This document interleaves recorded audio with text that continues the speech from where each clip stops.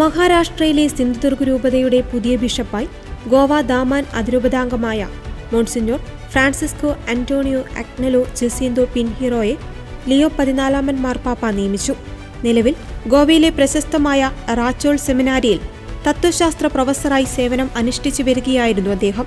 2026 ഫെബ്രുവരി 14 ഈ സുപ്രധാന നിയമനം സംബന്ധിച്ച ഔദ്യോഗിക അറിയിപ്പ് പുറത്തുവന്നത്. 1972 ജൂലൈ 6 ഗോവയിലെ റായയിലാണ് മോൺസിഞ്ഞോർ പിൻഹീറോ ജനിച്ചത്. 2000 ഒക്ടോബർ 28 വൈദികനായി അഭിഷിക്തനായ അദ്ദേഹം വിദ്യാഭ്യാസ മേഖലയിലും മതാന്തര സംവാദ രംഗത്തും മികച്ച പ്രവർത്തനങ്ങളാണ് കാഴ്ചവെച്ചിട്ടുള്ളത്. പൂനെ ജ്ഞാനദീപ് വിദ്യാപീഠത്തിൽ നിന്ന് ഫിലോസഫിയിൽ ബിരുദാനന്തര ബിരുദവും റോമിലെ ഗ്രിഗോറിയൻ സർവകലാശാലയിൽ നിന്ന് ഡോക്ടറേറ്റും അദ്ദേഹം കരസ്ഥമാക്കിയിട്ടുണ്ട്.